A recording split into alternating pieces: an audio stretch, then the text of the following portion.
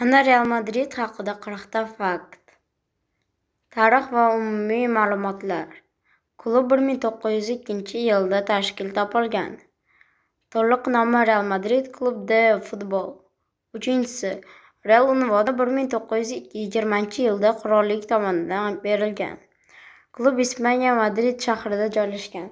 Uy stadioni Santiago Bernabeu stadium. Stadion sig'imligi 80 mingdan ortiq. Klub ranglari oq, shu sababli Los Blancos deyilgan. Asosiy raqibi FC Barcelona. Ularning o'rtasidagi o'yin El Clasico deb ataladi. Klub dunyodagi eng mashhurlardan biri deb atalgan. La Liga Chempion Ligasini eng ko'p kiritgan klublardan biri. UEFA Chempion Ligani eng ko'p yutgan jamoa. 1950-yilda ketma-ket 5 ta Yevrokubokni yutgan.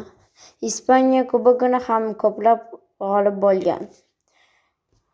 FIFA tomonidan 20-asrning eng yaxshi klubi deb atalgan. Ko'plab superkuboklarni qo'lga kiritgan.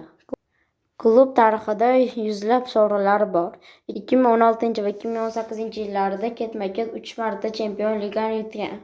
Bu rekordni boshqargan murabbiy Zinedine Zidane o'rnatgan. Klub doimiy yuqori darajada o'ynaydi. Mashhur futbolchilari 21-si. Cristiano Ronaldo klub tarixidagi eng yaxshi to'prar futbolchisi deb atalgan. Karim Benzema uzoq yillar asosiy hujumchisi bo'lgan. Raul Gonzales klub afsonasi. Iker Casillas mashhur darvozabon.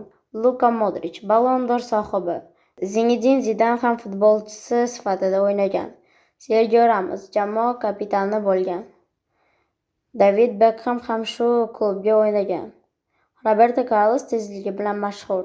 30-si. Pushkash tarixidagi afsona.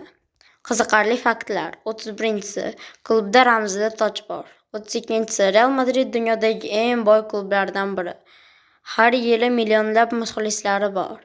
Klub galaktika siyosati bilan mashhur. 35-si. Mashg'ulot bazalari juda ham zamonaviy. 36-si. Klub prezidenti Florentino Perez. 37-si. Real Madrid o'z akademiyasiga ega. La Fábricas. 38-si. Klubning ayollar jamoasi ham mavjud. Stadion yaqinda modernizatsiya bo'lgan. 40-si. Real Madrid global brend deb hisoblanadi.